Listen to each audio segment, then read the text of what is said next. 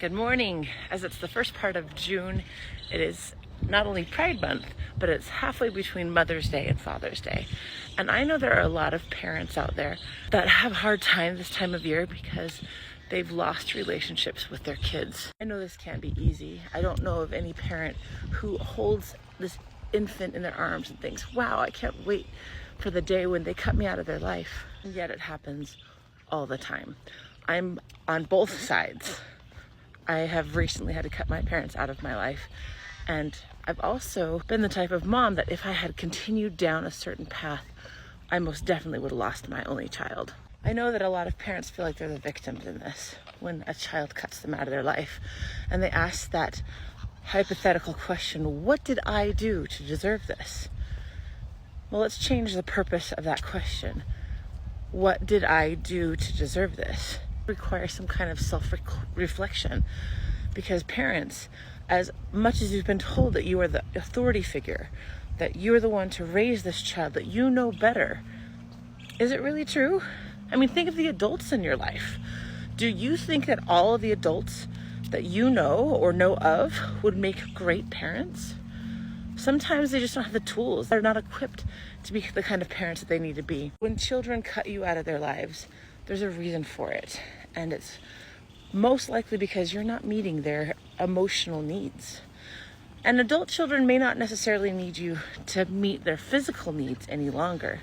But if you don't meet their emotional needs, they think they need to go find someone else and somewhere else that will fulfill those needs. When your kids are children at home and you say to yourself, I'm meeting all of their needs, you might think, well, I'm putting food on the table and a roof over their head and clothes on their back. I am meeting their needs. That's true. You're meeting their basic, fundamental physiological needs, the bottom of Maslow's hierarchy. You're helping them survive. But are you really helping them to thrive?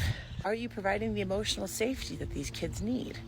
Or are you the type of person that causes them to walk on eggshells when they're around you because they don't want to upset you? And do you provide them with the love and belonging that they crave? Humans, all humans want to be loved. They want to feel like they belong. And if they can't find that with you, they're going to have to go find it with someone else. When my 16-year-old came out as queer a couple of years ago, it was hard for me as a mom. I thought I had all of the answers. I thought that because I was the parent, I couldn't go wrong. And that my child's gender identity and sexuality were somehow in my control. And because of that, we butt heads for a really long time. I was so insistent that I was right and they were wrong. And of course, this child is not going to feel like they're loved and respected. They don't feel as though I have their best interests at heart. Yes, I'm providing that basic level of Maslow's hierarchy, but I'm not providing the emotional safety and not providing the love and belonging for this child. Had I continued on that path, I have no doubt that my child would have chosen to leave me. When they were old enough, they would have said, you know what, I'm gonna go live with dad. I'm gonna go live with friends. I can't be with you because you're not a safe person for me. So as a parent, I had to look inward and I had to ask myself, what am I doing to deserve the way that my child feels for me? And what can I do to change? I had no control over my child.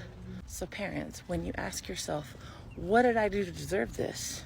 Don't let that be a rhetorical question. Let it be a legitimate question. And then when you find that answer, make those changes you need to make so your kids feel safe enough to let you back into their lives.